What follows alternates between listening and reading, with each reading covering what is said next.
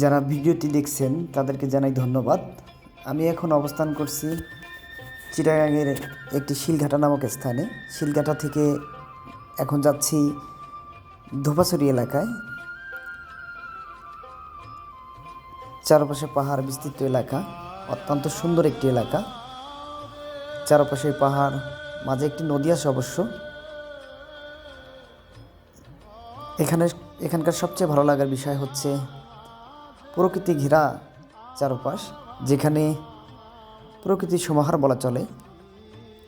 আমি এখন বর্তমানে এই নদীটি পার হওয়ার জন্য এখানে একটি খেওয়া দেখতে পাচ্ছি।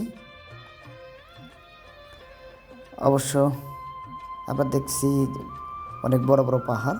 এখন যে ধোপাছড়ি এলাকায় যাব সেটি পাহাড় অঞ্চল হওয়ার কারণে এই যে ধোপাছড়ি বাজার, এটাও মূলত পাহাড়ের উপর অবস্থান করেছে।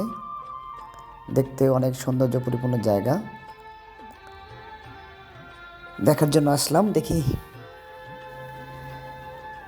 নৌকা মাঝি তার জন্য অপেক্ষা করছি।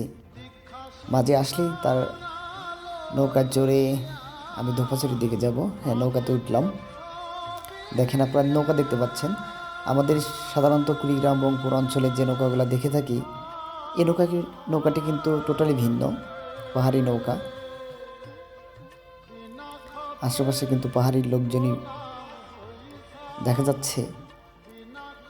এখানকার মধ্যে সবচেয়ে কষ্টকর জিনিস হচ্ছে এদের ভাষাটা। আমি অধিকাংশ ভাষায় বুঝতে পারি না, অনেক কষ্ট হচ্ছে। যদিও যাচ্ছি আমরা ধোপাছড়ির দিকে। আপনারা দেখছেন যে একটি সিঁড়ি, পাহাড়ে ওঠার মতো পরিবেশ, অনেক লম্বা সিঁড়ি। জানি না উঠতে কীরকম কষ্টসাধ্য হবে। আমরা একটু নদী পার হচ্ছে আমি, সাথে অবশ্য আমার সাথে আমার একজন আছে আমার সাথে অবশ্য, তিনি ঝিনাইদহের।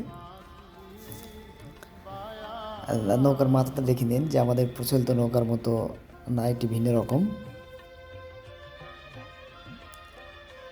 সামনের দিকে যাচ্ছি, প্রায় কাছাকাছি এসেছি। এটা হচ্ছে মূলত ধোপাছড়ি। এখানে চারপাশে পাহাড়, অনেক গাছপালা, একদম শহর ছেড়ে অনেক দূরেই বলা চলে। দূর দূরান্ত থেকে মানুষজন আসে এখানে ভিজিট করার জন্য, পরিদর্শন করার জন্য। সেটা কিন্তু আমিও একজন পরিদর্শক হিসেবে এসেছি। দেখি দেখার মতো কী কী আছে। আপাতত প্রথম ভিডিওতে আপনাদেরকে এই ধোপাছড়ির যে এরিয়াটা, শুরুতে যে এরিয়া, সেটি দেখালাম।